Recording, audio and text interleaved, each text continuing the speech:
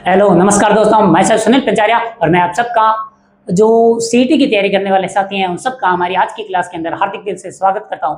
दोस्तों जो हमने सबसे पहले हमारे सीईटी के लिए स्मार्ट स्ट्रेटजी के लिए बारे में क्लास ली थी। उसके अंदर हमने बताया था कि सीईटी का जो पैटर्न है एग्जाम के अंदर 120 प्रश्नों वाला, उस 120 प्रश्नों वाले पैटर्न के अंदर हम कहाँ पर खड़े हैं और हमें किस तरीके से अपनी तैयारी को मैनेज करना चाहिए जिससे कि मेहनत कम लगे और इतना वाइड जो इतना फैला हुआ सिलेबस है वो भी कवर हो जाए। तो इसके लिए हमने जो रणनीति बनाई थी उसी का हिस्सा था। हमने बात की थी कि जो सीटी के एग्जाम के अंदर साइंस और मैथ का पोर्शन बहुत ज्यादा है, तो हमने साइंस को विशेष टारगेट करते हुए साइंस के लिए हमारी ये वाली क्लासें आयोजित की हैं। तो भाई साइंस का जब सिलेबस देखा जाता है तो ऐसा लगता है कि साइंस हमने ऑप्शनल ले रखी हो, लेकिन ऐसा कुछ भी नहीं है। हमने पिछली क्लास में बताया था कि साइंस का सिलेबस कैसा है और उसमें साइंस में सिलेबस का एक विशेष पोर्शन दे रखे हैं। उनकी तैयारी करने के लिए भी हमने बताया था कि आपको तैयारी कैसे करनी चाहिए। अगर आप सेल्फ स्टडी करना चाहते हैं तो फिर आपको एनसीईआरटी के कौन कौन से बुक और कौन सी क्लास की कौन से चैप्टर को पढ़ना चाहिए, इन तमाम बिंदुओं के बारे में हम ऑलरेडी बात कर चुके हैं। और जो साथी ऐसे हैं जिनका साइंस बैकग्राउंड नहीं है, उनको लगता है कि साइंस थोड़ी हार्ड है, तो उनके लिए हमने हमारी ये वाली क्लासें आयोजित की हैं जिसके अंदर हम आपको पूरा कंटेंट यहीं पर अवेलेबल करवाएंगे। आपको वो क्रियाकलाप वगैरह पढ़ने की जरूरत नहीं है, ना ही आपको जरूरत पड़ेगी कि साइंस का पूरा चैप्टर पढ़ो। आपको संपूर्ण उसका निचोड़ है यहाँ पर मिलेगा। और हमारी ये वाली आज का जो टॉपिक है वो है अपचयन, ऑक्सीकरण और उत्प्रेरक। ये तीनों टॉपिक किस पार्ट के अंदर दे रखे हैं, तो ये एनसीईआरटी कक्षा 10 की विज्ञान का पार्ट है और विज्ञान का भी पहला पार्ट है रासायनिक अभिक्रिया, उसके अंदर ये तीनों चीजें दे रखी है। तो हाँ, ये तीनों चीजें आपको वहां से उठाकर दे दी जाएगी और साथ में इनसे रिलेटेड अब तक क्या क्या प्रश्न बने हैं उनको भी हमने यहाँ पर हमारे इस कंटेंट के अंदर अवेलेबल करवाए। आई होप कि आपको हमारी ये मेहनत पसंद आए, और अगर पसंद आती है तो वीडियो समाप्त होने के बाद में आप हमारे वीडियो के नीचे एक हाइप का ऑप्शन आता है, उसे दबा दीजिए, लाइक कीजिए, कमेंट कीजिए और अपने अन्य दोस्तों के साथ भी शेयर कीजिए, जिससे कि हम भी यूट्यूब अगर हमें ज्यादा लोगों तक पहुंचाएगा तो उससे हमारा भी मोटिवेशन डेवलप होगा। हम आपको अन्य किसी भी एग्जाम के अंदर इसी तरीके का कंटेंट अवेलेबल करवाएंगे। तो चलिए हम हमारी आज की क्लास को शुरू करते हैं। सीईटी 2026 के लिए विशेष तौर पर आयोजित की गई ऑक्सीकरण, अपचयन और उत्प्रेरक। हमने पहला जो पॉइंट पढ़ा था उसके अंदर हमने पहले पॉइंट के अंदर भौतिक और रासायनिक परिवर्तन देखे, उसको हमने कंप्लीट किया। पहले पॉइंट के दो पार्ट और थे, ऑक्सीकरण, अपचयन, अभिक्रियाएं और उत्प्रेरक। इन दोनों पार्ट को हम एक साथ लेकर आ गए क्योंकि ये दोनों छोटे छोटे हैं। मैंने आपको पहले ही बोला था हम आपको संपूर्ण सीईटी के प्रत्येक टॉपिक को 10 मिनट के वीडियो के अंदर अवेलेबल करवाएंगे। बस अब आपका काम होगा कि उनको 10 मिनट को 10 बार रिवाइज कर लो, जिससे कि एग्जाम में कोई भी प्रश्न देखो आप उसको कर पाए। तो सीईटी में आप 18 से 20 प्रश्नों की तैयारी कर रहे हो हमारे इस छोटे से वीडियो के अंदर, तो बस स्मार्ट बनिए और स्मार्ट स्टडी कीजिए। पूरी की पूरी पोथियां लाकर पढ़ने की कोई जरूरत आपको पड़ेगी नहीं। चलिए हम हमारी आज की क्लास को शुरू करते हैं, जो कि कक्षा 10 की विज्ञान का चैप्टर 1 है, वहां से लिया गया है। चलिए तो हमारा पहला टॉपिक है ऑक्सीकरण। क्या होता है ऑक्सीकरण और कैसे ये काम करता है और क्यों जरूरी पड़ती है। ऑक्सीकरण का मतलब होता है कि कोई भी धातु अधातु अगर वायुमंडल में क्या होती है, वायुमंडल के अंदर वैसे तो नाइट्रोजन भी होती है, 78% के आसपास आप जानते हो कि नाइट्रोजन होती है इस हवा में, लेकिन 21% के आसपास क्या होती है, 21% के आसपास होती है ऑक्सीजन। तो जब भी कोई नाइट्रोजन तो अक्रिय गैस के रूप में रहता है, इसलिए वो क्रिया नहीं करता क्योंकि इसके बीच में ट्रिपल बॉन्ड बनता है, तो वो क्या अक्रिय बन जाता है। लेकिन ऑक्सीजन है वो वायु की जो ऑक्सीजन है वो किसी भी धातु अधातु के साथ क्रिया करने के लिए योग्य होता है। तो हम जब भी पढ़ते हैं तो एक तो शब्द यूज होता है जलाना, जलाना का मतलब भी होता है उसको ऑक्सीजन दे रहे हो, और एक होता है वायु के साथ अभिक्रिया। वायु के साथ अभिक्रिया का मतलब भी आप ऑक्सीजन दे रहे हो, यानी कि किसी भी धातु द्वारा ऑक्सीजन को ग्रहण करना या हाइड्रोजन को त्यागना। ऑक्सीकरण अपचयन में हाइड्रोजन और ऑक्सीजन की विशेष वैल्यू होती है, यानी कि कोई भी धातु अगर ऑक्सीजन को ग्रहण कर रही है इसका मतलब उसका क्या हो रहा है, ऑक्सीकरण हो रहा है। जैसे पिछले अध्याय में हमने लोहे पर जंग लगना देखा था, तो जंग लगने में क्या चीज जरूरी थी, जंग लगने में जरूरी था कि लोहा वायुमंडल के साथ यानी कि हवा के साथ क्रिया करे और थोड़ी बहुत जल की उपस्थिति यानी नमी होनी चाहिए, लोहे पर जंग लग जाएगी। तो वो अभिक्रिया क्या कहलाती है, ऑक्सीकरण कहलाती है। ऑक्सीकरण आप नाम से समझ सकते हो कि उसके अंदर ऑक्सीजन की वृद्धि होती है, तो उसे ऑक्सीकरण कहते हैं। इसका जस्ट ऑपोजिट अपचयन होता है। तो देखते हैं ऑक्सीकरण, ऑक्सीडेशन क्या होता है, वह रासायनिक प्रक्रिया जिसमें किसी पदार्थ में ऑक्सीजन जुड़ता है, एडिशन ऑफ ऑक्सीजन, या अथवा लिखा हुआ है हाइड्रोजन निकल जाता है, तब भी उसे हम क्या बोलेंगे, ऑक्सीकरण ही बोलेंगे। तो इस पूरी प्रक्रिया को बोला जाता है ऑक्सीकरण। हमसे ऑक्सीकरण की सिंपल डेफिनेशन पूछी जा सकती है। ऑक्सीकरण क्या है, ऑक्सीजन का जुड़ना ऑक्सीकरण है। अगर आपके ऑप्शन में ऑक्सीजन नहीं जुड़ रहा है तो लिख लेना हाइड्रोजन निकल रहा है, तो दोनों से ही परिभाषा डिसाइड होगी। और अगर आप देखना चाहते हो इलेक्ट्रॉन, ये थोड़ी सी कॉम्प्लिकेटेड हो जाएगी परिभाषा अगर आप साइंस बैकग्राउंड से नहीं हो तो, और अगर आपने 10वीं की साइंस भी ढंग से पढ़ी है तब तो ये बहुत छोटी सी बात है। किसी रासायनिक प्रक्रिया में परमाणु या आयन इलेक्ट्रॉनों को त्याग देता है। इलेक्ट्रॉनों को त्यागने का क्या मतलब होता है, जैसे सोडियम है, सोडियम अपना इलेक्ट्रॉन त्याग कर Na+ बन जाता है और एक इलेक्ट्रॉन त्याग देता है। आपने Na+ नाम पढ़ा होगा, Cl- भी पढ़ा होगा। Cl- का मतलब है इसने एक इलेक्ट्रॉन लिया है, Na+ का मतलब है इसने एक इलेक्ट्रॉन त्यागा है। वैसे ही आपने मैग्नीशियम के ऊपर +2 लिखा हुआ देखा होगा, जिंक के ऊपर आपने +2 लिखा हुआ देखा होगा। इसका मतलब है इन्होंने अपने इलेक्ट्रॉन त्यागे हैं। तो जिस रासायनिक प्रक्रम में परमाणु या इन इलेक्ट्रॉनों को त्याग देता है, लॉस ऑफ इलेक्ट्रॉन होता है, या हाइड्रोजन को त्याग देता है, तो उसे भी ऑक्सीकरण ही कहते हैं। ठीक है, नेक्स्ट उदाहरण क्या है, 2 कॉपर ऑक्सीजन के साथ, यहाँ कॉपर पर ऑक्सीजन का योग होकर कॉपर ऑक्साइड बना। कैसे बना, आप चाहो तो थोड़ा सा इसको वापस देख लेते हैं। मान लेते हैं कि ये एक कॉपर परमाणु है, इसने ऑक्सीजन के साथ क्रिया की, तो ये क्या बनेगा, कॉपर ऑक्सीजन। 2 कॉपर के परमाणु लिए, यहाँ भी 2 कर दिए। तो यहाँ पर अभी ऑक्सीकरण की क्या परिभाषा पड़ी, ऑक्सीकरण का मतलब होता है वह अभिक्रिया जिसमें किसी धातु के साथ ऑक्सीजन जुड़ता है। यहाँ पर जुड़ गया ना, या कॉपर ऑक्साइड बन गया, तो जहां पर ऑक्सीजन जुड़ता है उसी को ऑक्सीकरण कहते हैं। और ये एग्जाम्पल आपको याद रखना है। आपसे परीक्षा में क्या पूछा जाता है, ऐसी रासायनिक अभिक्रिया लिखी हुई मिलेगी, आपको ये ध्यान में रखना, जो O है वो जिसके साथ जुड़ा है उसका ऑक्सीकरण हुआ है, और जिससे हटा है उसका अपचयन हुआ है। तो दोनों नाम ध्यान में रखना, जिसके भी साथ में ऑक्सीजन जुड़ा है वो ऑक्सीकरण कहलाता है। तो क्या और कोई एग्जांपल ऐसा हो सकता है, जैसे यहाँ पर देखो, 2 मैग्नीशियम 1 ऑक्सीजन के अणु के साथ अभिक्रिया करके 2 मैग्नीशियम ऑक्साइड बना रहे हैं। तो यहाँ ऑक्सीजन का भी क्या हुआ, मैग्नीशियम का भी ऑक्सीकरण हुआ। आपने लोहे पर जंग लगते हुए देखी होगी, लोहे पर जंग लगने की अभिक्रिया ऐसी होती है। तो यहाँ पर भी क्या हुआ, फेरस के साथ ऑक्सीजन जुड़ा है, जहां भी ऑक्सीजन जुड़ेगा वहां पर ऑक्सीकरण होगा। ये छोटा सा कॉन्सेप्ट है। उसके बाद अपचयन, इसका जस्ट ऑपोजिट होता है। अपचयन यानी रिडक्शन, वह रासायनिक प्रक्रिया जिसमें किसी पदार्थ में हाइड्रोजन जुड़ता है, उसमें हाइड्रोजन निकल रहा था, इसमें हाइड्रोजन जुड़ रहा है, बहुत बढ़िया। या ऑक्सीजन निकलेगा, उसमें ऑक्सीजन जुड़ रहा था, इसमें ऑक्सीजन निकलेगा, अपचयन कहलाता है। आगे, इलेक्ट्रॉनों के आधार पर जो इलेक्ट्रॉन को ग्रहण करेगा उसका अपचयन होगा। अभी मैंने आपके सामने नाम लिखे थे, Cl के ऊपर आपने माइनस देखा होगा, आपने ऑक्सीजन के ऊपर -2 देखा होगा, तो और फेरस फ्लोराइड के ऊपर -1 देखा होगा। ये चीजें क्या हैं, अपचयन है। इलेक्ट्रॉनों के आधार पर किसी रासायनिक परमाणु द्वारा इलेक्ट्रॉन को ग्रहण करना अपचयन कहलाता है, और तथा उसे अपचयन कहते हैं। ऑक्सीकरण के अंक में कमी हो जाती है, इसे छोड़ दी। और यहाँ पर उदाहरण दिया गया है, जैसे कि कॉपर ऑक्साइड हाइड्रोजन के साथ क्रिया करके कॉपर प्लस जल की बूंद बनाते हैं। तो यहाँ पर कॉपर ऑक्साइड है, प्लस किससे जुड़ा, H2 से जुड़ा। H2 से जुड़ने के बाद वो अभिक्रिया बनाई, कॉपर प्लस H2O। यहाँ पर 1 ऑक्सीजन था, यहाँ भी 1 ऑक्सीजन है, यहाँ पर 2 हाइड्रोजन थे, यहाँ भी 2 हाइड्रोजन है, यहाँ कॉपर 1 था, कॉपर 1 है, यानी रासायनिक अभिक्रिया संतुलित है। अब ऑक्सीकरण में क्या पड़ा था, वह रासायनिक अभिक्रिया जिसमें ऑक्सीजन जुड़ता है। तो यहाँ पर तो क्या हुआ, कॉपर ऑक्साइड था, उसमें से कॉपर बचा है, ऑक्सीजन निकल गया, इसका मतलब इसका क्या हुआ, अपचयन हुआ। जबकि हाइड्रोजन के साथ ऑक्सीजन जुड़ा है, इसका मतलब हाइड्रोजन का क्या हुआ, ऑक्सीकरण हुआ। ये बेसिक सी बात है ऑक्सीकरण और अपचयन के बारे में। मुझे उम्मीद है कि ये चीज आप तक पहुंच गई, आप इस चीज को समझ पाए कि ऑक्सीकरण क्या होता है, अपचयन क्या होता है। जहां ऑक्सीजन जुड़ता है ऑक्सीकरण, जहां हाइड्रोजन जुड़ता है अपचयन, जहां हाइड्रोजन निकलता है ऑक्सीकरण, जहां ऑक्सीजन निकलता है वहां अपचयन। तो ये 2 परिभाषाएं थी। जैसे यहाँ पर कॉपर ऑक्साइड से ऑक्सीजन का परमाणु निकल गया, इसलिए ऑक्सीकरण हुआ था।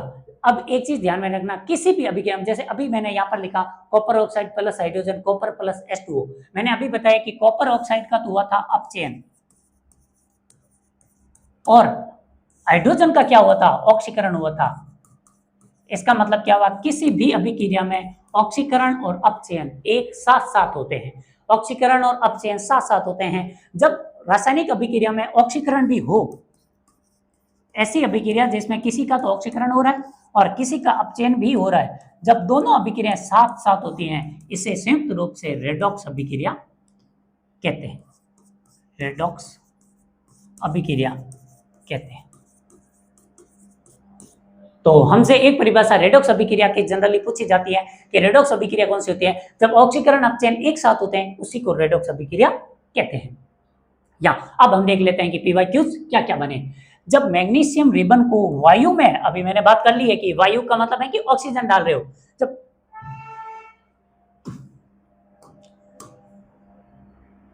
जब मैग्नीशियम रिबन को, मतलब है कि मैग्नीशियम, जब मैग्नीशियम रिबन को वायु के साथ जलाया जाता है, इसका मतलब ऑक्सीजन लो, ऑक्सीजन 2 है तो मैग्नीशियम भी 2 लो, तो सफेद रंग का मैग्नीशियम ऑक्साइड बनता है, 2 मैग्नीशियम ऑक्साइड बनता है।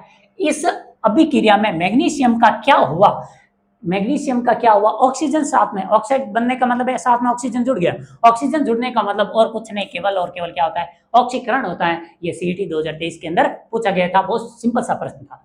दूसरा, रासायनिक अभिक्रिया जिंक ऑक्साइड प्लस कार्बन बराबर जिंक कार्बन मोनोऑक्साइड, यानी कि ऑक्सीजन जिंक से निकला, कार्बन के साथ जुड़ गया, तो जिंक अकेला हो गया, कार्बन के साथ ऑक्सीजन, किसका अपचयन हुआ, अपचयन किसका होता है, जिससे ऑक्सीजन निकला है, ऑक्सीजन जिससे निकला उसका अपचयन हुआ, ऑक्सीजन जिसके साथ जुड़ा उसका ऑक्सीकरण हुआ।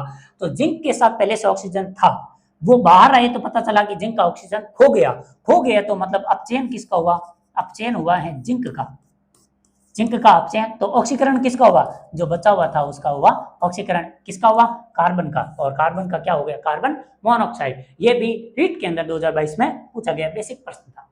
उसके बाद अब रेडॉक्स अभिक्रिया, जिसकी बात हम पहले कर चुके हैं। रेडॉक्स अभिक्रिया ऐसी रासायनिक अभिक्रिया जिसमें ऑक्सीकरण भी हो, अपचयन भी हो, दोनों साथ साथ एक ही समय में हो जाते हैं, इसी को रेडॉक्स अभिक्रिया कहते हैं, जो जनरली सभी अभिक्रियाओं में हो जाती है। शब्द की उत्पत्ति रेड रिडक्शन से बना, ऑक्स ऑक्सीजन से बना, ऑक्सीकरण से बोला, ऑक्सीडेशन रिडक्स, दोनों को जोड़कर बोल दिया रेडॉक्स, ठीक है। और ऑक्सीकारक, ऑक्सीडाइजिंग एजेंट, मतलब वे पदार्थ जो दूसरे का ऑक्सीकरण करता है उसे ऑक्सीकारक बोलते हैं, और अपचयक वे पदार्थ जो दूसरे का अपचयन करता है उसे अपचयक कहते हैं। ये ध्यान में रखना, यानी कि वे पदार्थ जो ऑक्सीकरण करता है उसे तो अपचयन, और उसका खुद का क्या होगा, जैसे अभी हमने एक अभिक्रिया पढ़ी, जिंक ऑक्साइड प्लस कार्बन हो गई थी जिंक प्लस कार्बन मोनोऑक्साइड। इसमें कार्बन क्या है, अपचायक है, कार्बन अपचायक क्यों है, क्योंकि इसने जिंक ऑक्साइड से केवल जिंक बना दिया, यानी कि इसका क्या किया, अपचयन किया। तो जो पदार्थ अपचयन करता है वो अपचायक कहलाता है। तो जो यानी कि कार्बन ने जिंक ऑक्साइड का क्या कर दिया, अपचयन कर दिया, तो कार्बन का खुद का क्या हुआ, ऑक्सीकरण हुआ। ये लाइनें यहाँ पर लिखी गई है, यानी कि बहुत बेसिक है, धीरे से एक बार वापस सुन लो कि जिंक ऑक्साइड से कार्बन जुड़ा तो जिंक छूट गया और कार्बन और मोनोऑक्साइड अलग हो गया। यहां पर जिंक का क्या हो रहा है, जिंक का हो रहा है अपचयन, जिंक का हो रहा है अपचयन, और जिंक का अपचयन होने का मतलब है कि ऑक्सीकरण किसका हुआ, कार्बन का। तो जिंक का अपचयन किया किसने, कार्बन ने, इसलिए कार्बन क्या होगा, अपचायक होगा, क्योंकि इसने अपचयन किया था। और अपचायक का खुद का क्या हो रहा है, खुद का हो रहा है ऑक्सीकरण, क्योंकि उसने इससे ऑक्सीजन छीनकर अपने अंदर डाल दिया था। यहाँ पर ये लिखा है ऑक्सीकारक कौन होता है, वह पदार्थ जो दूसरे का ऑक्सीकरण करता है और स्वयं का क्या हो जाता है, अपचयन। जबकि अपचायक कौन होता है, वह पदार्थ जो दूसरे का तो अपचयन किया, जैसे कार्बन ने जिंक ऑक्साइड का अपचयन किया लेकिन स्वयं का क्या हो गया, ऑक्सीकरण हो गया, क्योंकि कार्बन के साथ ऑक्सीजन आके जुड़ गया। तो अपचायक और ऑक्सीकारक सिंपल से टर्म है, ज्यादा कंफ्यूजन की जरूरत नहीं है। अब इनका हमारे दैनिक जीवन में क्या प्रभाव पड़ता है, क्योंकि जो हमारे एग्जाम होते हैं, एग्जाम के अंदर प्रभाव या हम पर जो इफेक्ट पड़ता है उस पर ज्यादा प्रश्न बनते हैं। और आपको याद होगा हमारे सिलेबस में साइंस नहीं लिखा, वहां पर लिखा है दैनिक विज्ञान, यानी कि हमारे दैनिक जीवन में क्या प्रभाव पड़ता है उसके बारे में लिखा गया है। तो यहाँ देखते हैं संक्षारण, कोरोजन, ये पहले वाले पार्ट में भी पढ़ चुके हैं। जब कोई धातु नमी, अम्ल, वायु के संपर्क में आती है तो उसकी सतह पर अवांछित परत जम जाती है, उसी को, जिससे कि धातु छिन्न होने लगती है, खत्म होने लगती है, उसी को बोला जाता है संक्षारण। और हम लोहे पर जंग लगना एक को ही संक्षारण मानते हैं, जबकि संक्षारण किसी भी धातु का हो सकता है जो वायु और नमी की उपस्थिति में होती है। जैसे उदाहरण क्या है, लोहे पर जंग लगना, जल योजित फेरिक ऑक्साइड, ये मैंने अभी बताया था कि लोहे पर जंग लगने पर ये वाला उत्पाद बनता है, जो भूरे रंग की परत है उसी को हम जंग कहते हैं। चांदी पर काली परत, ऑब्वियस है कि जिसने भी चांदी के कोई आभूषण पहन रखे हैं, अमेठी, कड़ा, और थोड़े दिनों के बाद वो काला हो जाता है, तो वो काला होता क्यों है, क्योंकि वहां पर बना था सल्फर सिल्वर सल्फाइड Ag2S बनने से, यानी कि चांदी पर ऑक्सीजन नहीं आया था, वहां पर आया था सल्फर, इसलिए इसको लिखा जाता है Ag2 सल्फाइड, यानी कि सल्फर सिल्वर सल्फाइड बना था। और तांबे पर हरी परत तो आप सबने देख रखी होगी, वो होती है कॉपर कार्बोनेट की। तो ये चीजें क्या हैं, ये संक्षारण है। धातुओं का वायु और नमी की उपस्थिति में अलग परत जम जाती है, उसी को संक्षारण कहते हैं। जैसे लोहे पर भूरे रंग की परत जिसे हम जंग कहते हैं, और चांदी पर काले रंग की परत उसी को हम मैलाना कहते हैं, और तांबे पर हरी रंग की परत जम जाती है। और विकृत गंधिता, रेंसिडिटी, ये क्या होती है? जो तेलीय पदार्थ होते हैं वो कुछ समय के बाद बदबू मारने लगते हैं, उसी को बोला जाता है विकृत गंधिता। यानी कि वसा युक्त तेलीय खाद्य पदार्थों का हवा के संपर्क में आकर ऑक्सीकृत हो जाना, वो ऑक्सीकृत हो गए जिससे उनका स्वादिष्ट स्वाद गंध में बदल जाता है। जो तेलीय पदार्थ होते हैं कुछ समय के बाद वो बदबू मारने लगते हैं, इसी को बोला जाता है विकृत गंधिता। आपने नोटिस किया होगा जो कुरकुरों की थैलियां आती है, कुरकुरों के पाउच के अंदर नाइट्रोजन गैस डाली जाती है। जो कुरकुरों की थैली भरी भरी सी फील होती है उसके पीछे रीजन होता है नाइट्रोजन गैस, उसके अंदर नाइट्रोजन गैस डालती है। मैंने पहले भी बोला था नाइट्रोजन अक्रिय गैस है, वो कोई प्रभाव नहीं डालती, इसलिए वो फुले फुले रहते हैं, तब तक बदबू नहीं मारते। अगर वो थोड़ा सा भी फट गया, नाइट्रोजन गैस बाहर निकल गई, इसका मतलब ऑक्सीजन अंदर गई, ऑक्सीजन अंदर गई तो वो थोड़े दिनों के अंदर बदबू मारने लग जाते हैं। ये इसका एक उदाहरण था। अब इस पर आधारित प्रश्न क्या पूछे गए हैं? लोहे पर जंग लगने की प्रक्रिया निम्नलिखित में से किस प्रकार की अभिक्रिया है? क्या वो ऑक्सीकरण अभिक्रिया, अपचयन अभिक्रिया है, या फिर विस्थापन अभिक्रिया? अभी हम पढ़कर आ रहे हैं वो क्या है? ऑक्सीकरण अभिक्रिया, क्योंकि वो ऑक्सीजन के साथ अभिक्रिया कर लेते हैं। चिप्स की थैली में विकृत गंधिता रोकने के लिए कौन सी गैस भरी जाती है? अभी अभी हम बताकर हटे हैं, वो और कोई की नहीं, नाइट्रोजन गैस होती है, क्योंकि ये अक्रिय गैस होती है। ये देख लो SI 2021 के अंदर ऐसे प्रश्न पूछे गए थे। तो आप हमारा कंटेंट एक बार तैयार कीजिए, उसके बाद आपका कोई भी प्रश्न गारंटेड गलत नहीं होगा। फिर आता है तीसरा टर्म जो हमारे इस आज के टॉपिक का था, वो था उत्प्रेरक। कौन होते हैं उत्प्रेरक, क्या करते हैं? उदाहरण लेना हो तो आप ऐसा उदाहरण ले लीजिए, मान लीजिए कि आपको अपने घर से किसी शहर को जाना है। शहर जाने के लिए पहला ऑप्शन, आप पैदल रवाना हो जाइए।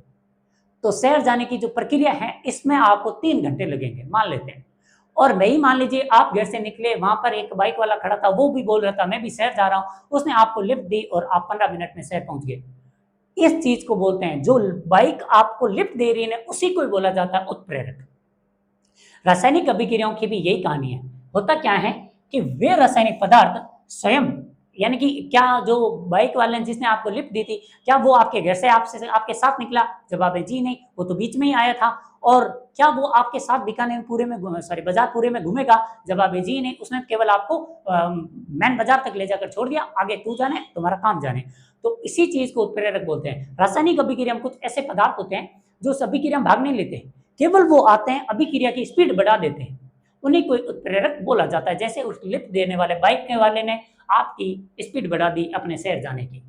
वे रासायनिक पदार्थ जो स्वयं बिना रासायनिक अभिक्रिया में परिवर्तित हुए, स्वयं अभिक्रिया में नहीं गए, किसी रासायनिक अभिक्रिया की गति को, वेग को, स्पीड को, वेग को बढ़ा देते हैं, बढ़ा या घटा देते हैं, उत्प्रेरक कहलाते हैं। उत्प्रेरक के दोनों प्रभाव हैं, वो अभिक्रिया को मंद भी करते हैं, अभिक्रिया को तेज भी करते हैं। तो अब आपको समझ में आ गया बाइक वाले उदाहरण से उत्प्रेरक होते कौन है। उत्प्रेरक शब्द की खोज वर्जिलियस ने 1835 में की थी, और कार्रवाई के आधार पर उत्प्रेरक कितने प्रकार के होते हैं? तो पहला होता है धनात्मक उत्प्रेरक, जो अभिक्रिया की गति को बढ़ाते हैं, जैसे MnO2। MnO2 क्या है? एक उत्प्रेरक है, याद रखना, उदाहरण पूछे जाते हैं। ऋणात्मक उत्प्रेरक वे अभिक्रिया की गति को घटाते हैं, जैसे कि H3PO4। तो ये उदाहरण ऋणात्मक वाले हैं और वो धनात्मक वाले थे। अब कुछ और इसके विशेष प्रकार हैं। विशिष्ट प्रकार के उत्प्रेरक क्या हैं? स्वतः उत्प्रेरक, ऐसे उत्प्रेरक जो अभिक्रिया के दौरान स्वयं पैदा हुए और उन्होंने अभिक्रिया की गति को बढ़ा दी, उन्हें बोलते हैं स्वतः उत्प्रेरक। जब अभिक्रिया में बना उत्पाद ही उत्प्रेरक का काम करने लगे तो वो कहलाता है स्वतः उत्प्रेरक। और जैविक और हमारी बॉडी के अंदर उत्प्रेरक काम नहीं करते, हमारी बॉडी में जो काम करते हैं उनको बोला जाता है एंजाइम। आपने नाम सुने होंगे, बहुत सारे एंजाइम होते हैं, पेप्सिन वगैरह, और ट्रिप्सिन, पेप्सिन, एंजाइम, लाइपेज, इस तरीके के जो एंजाइम होते हैं हमारे शरीर के अंदर रासायनिक अभिक्रियाओं की गति को बढ़ाते हैं, उनको भी उत्प्रेरक बोला जाता है। लेकिन क्योंकि वो हमारे शरीर में है इसलिए इनको केवल क्या बोला जाता है? एंजाइम। और एंजाइम होते क्या हैं? एक प्रकार के उत्प्रेरक। क्यों होते हैं? क्योंकि एंजाइमों की उपस्थिति में हमारे शरीर में पाचन करने की जो क्रिया होती है उसकी दर बहुत ज्यादा बढ़ जाती है। जैविक प्रक्रिया में गति बढ़ाने वाले प्रोटीन जैसे पाचक एंजाइम, पेप्सिन, टाइलिन, ट्रिप्सिन, ये सभी क्या होते हैं? एंजाइम होते हैं, और ये एक प्रकार के उत्प्रेरक हैं, हमारी बॉडी में काम करते हैं।